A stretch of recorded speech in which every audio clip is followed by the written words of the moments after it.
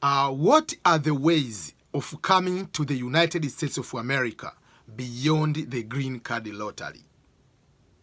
Many people have been looking ways to come to America, and one of the way is through green card lottery.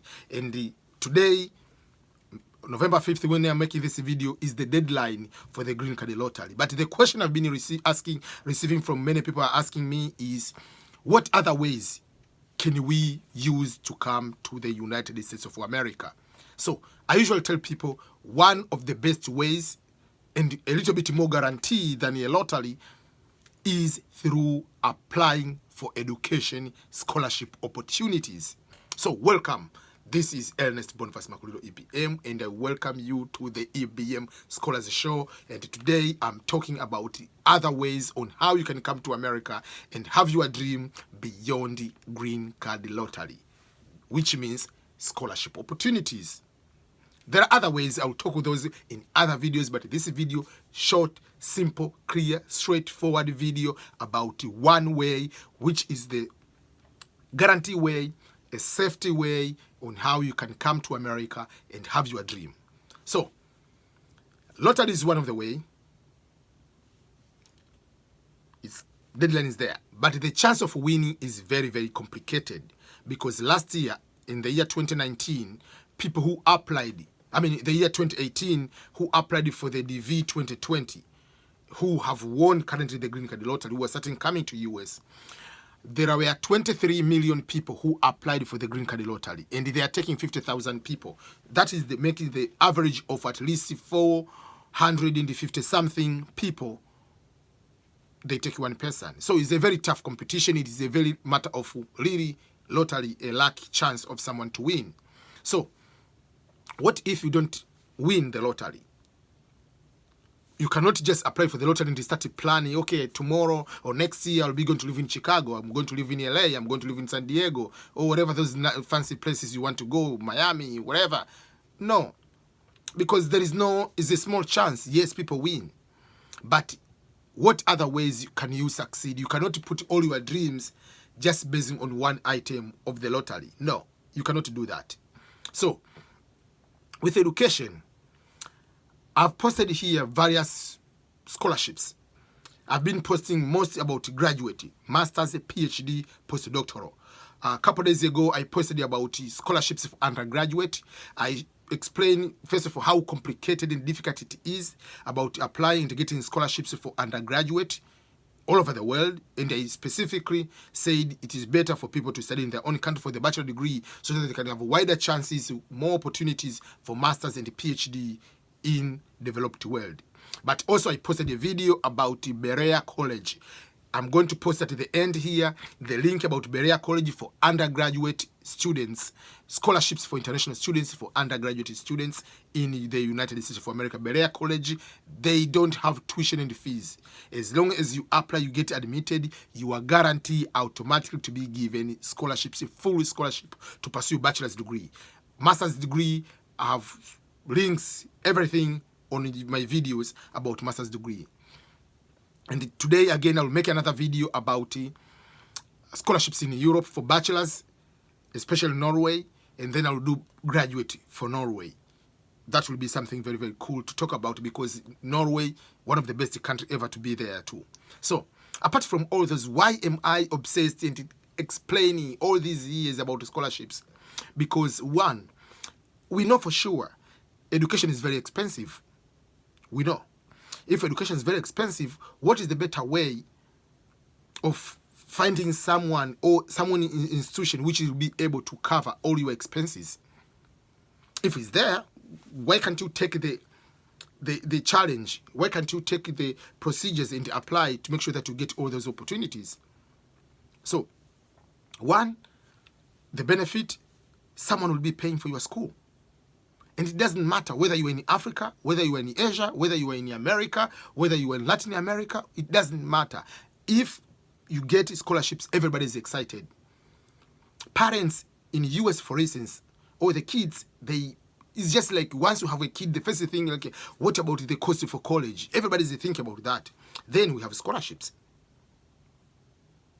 So If you want to go to Europe or to come to America, go to Canada, New Zealand, Australia, one of the is the easiest I can say or guaranteed way to go. Yes, there are so many procedures, but if you follow those procedures, you'll be able to get scholarships into those countries. So if you want to come to America, go to Australia, New Zealand, scholarships is one of the best way beyond these kind of lottery systems. Secondly, it is very difficult to be denied the visa if you have scholarships. If you go to the US Embassy and ask for the student visa, for instance, or tourist visa, you have to prove how much money you have in your bank account, how much or income or wealth you have. What things do you have will force you to come back to your home country? What kind of attachment do you have?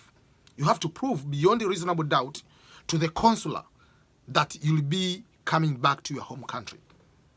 But many people, they want, oh, I want to go to study in Sweden, or I want to come to study in America or England. And then, who is paying for your education? My uncle. Really? So your uncle is paying for you $40,000 per year to study in America. But the same uncle has kids. Same uncle has kids who are studying in your own country. They are not in the US. Why your uncle loves you more than his kids? Doesn't make sense. So those are the things people are questioning, or the consular will be questioning you. So in order to avoid those kind of things like, okay, where can I get all this money? Why do you want to go to study Bachelor of Sociology or Bachelor of Political Science or Bachelor of International Relations in America? For school tuition fees is over $30,000. While if you go to University of Nairobi, you are paying maybe $700. If you go to University of KwaZulu-Natal, you pay maybe $900. Excuse me. So the US, consular will ask you, the consular at the embassy will ask you why you are spending $30,000 for a course which is provided in your own country, which is easy to afford here. Why? And when you tell me, you cannot tell me political science of America is better than political science of Tanzania. No. Theory of political science remains the same. It doesn't change. If you're studying to become whatever, first of all, most of the things will be the same. I understand when it comes to the practical side, especially in science, whatever. But is it worth it to spend $30,000 per year from your uncle, from your grandfather, instead of the parents to invest on other things? So those are the questioning, like they put suspicious activities in your head that this person might be finding a route just to go to the United States of America, and maybe this person will go there and overstay. So what you need to do is very simple. Find the scholarships. If you find the scholarships, you don't need to have a bank statement. When I applied for my master's, for instance, when I came for the first time, I came as a Fulbright. Okay, it was a US program, US government program. So obviously you have what they call DSC 2019, which is a like I-20 version, but for the people who are going for exchanges, visitor visa J1. So it is there. So you are going to get the visa automatically. I came for the master's. I had the I-20, which indicated how much money I'm getting. And then I had the external scholarship from the Rotary. I put those one, boom, over there, 60,000. They didn't question they don't ask about your bank statement because the money is there. But the institution is paying for me. And you can have justification, I'm going to study to this university because I won a scholarship. And they will congratulate you for that than just starting questioning, why are you going to this university? Who pays for you? Yeah, University of San Diego is paying for me. Rotary International is paying for me. So you don't need to prove anything else beyond that. So those are the things which are very, very quick you have to do. I know many people, they have difficulties to apply. And the difficulty people are having is because they don't want to follow procedures. And the procedures are very simple. Take the English proficiency test first. Doesn't matter whether you are from Ghana, where you speak English, whether you are from Nigeria, you speak English, whether you are from Sierra Leone, it doesn't matter. Don't bring to me, I studied English in primary school, secondary school, university. They don't care those stories. As long as you don't speak in your village English, as long as you don't dream in your brain in English, as long as you don't speak English as a native language, you must take the English proficiency test. So that means your country, if you are from Britain, those UK countries around, United Kingdom, wherever, those islands around, Wales, wherever, they don't, if you're speaking English, I'm giving example. If you're from Australia, New Zealand, half of Canada, US, those countries, yes, their language is English. They don't need to do English proficiency. But you're from Africa, Latin America, wherever. No, you have to take the English test. Don't bring to me, oh, but this is very hard. Whether it's hard, whether it's simple, that is a requirement. They want you to take the test so that they can give you $100,000 US. Yeah, that's a good trade. You pay, you get this amount of money if you do this test. So put your calculations over there. It's just investment like in business. You have to have a startup capital. So your capital is GPA, your capital is English proficiency test. And if you want to come specifically to America, for bachelor's degree, you have to take the SAT exam or ACT exam. And beyond of 12 tests of English as a foreign language, or in IELTS, International English Language Testing System. Beyond that English proficiency test, you have to take SAT or ACT. For bachelor's, for graduate, it depends on the program. Either you'll take a GRE, or you'll take the GMAT, or you'll take the... So GRE is Graduate Record Examination for non-management programs. Graduate management, GMAT is Graduate Management Admission Test, is for graduate management programs. LSAT is for those who are taking...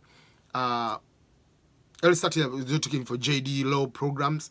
Then the MCAT is for medical. And if you can see here, I have GRE here. Then there is this is just something. This is GRE. This is GMAT, LSAT. So these are some of the tests or the books I'm talking about, where you have to make sure that you take those English proficiency tests, and then you take those exams in order to apply, in order to get them. So if you ask me, what else should I do beyond green card lottery to come to America? Scholarships is the only answer I can say to you. And they're guaranteed. Because if you come as a tourist, yes, you come here to stay for 1 month and then you go back to your home country. But if you want to spend maybe at least 3-4 years and then figure out things, come here through education. And that's why I have books. With Aminu Gaibuni's English one. The Swahili one. Oh, sorry.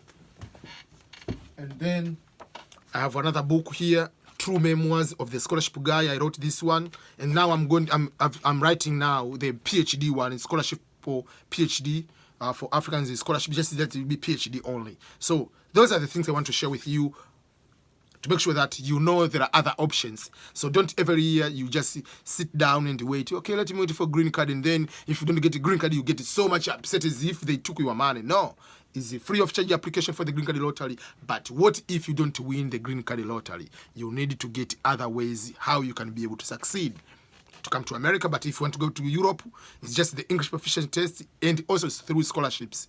Those are the best ways on how you can. For me, I'm here. I'm happy. I think I made what I want to do is because of the education scholarships. So before I finish, a couple of things I want to ask from you. One, share this video to someone. 1 person, 2 people, whatever. Share to your WhatsApp groups. Share this video to many people in Facebook, whatever. The reason being, even if you're not looking for scholarships, someone else will be looking for this information. Someone else wants to study. Someone else wants to come to America. Someone else, you might not want this one, but someone's parents want this information. So share, even if you don't want this information, someone else needs this information. And remember to subscribe to my channel so that when I post anything, it comes direct to your notification, and you know that the good video or interview or something is there. You can be able to watch direct for free. Okay, thank you everyone, and I wish you all the best in the lottery, but also into other ways on how you can be able to get these opportunities to succeed in your life. Okay, goodbye.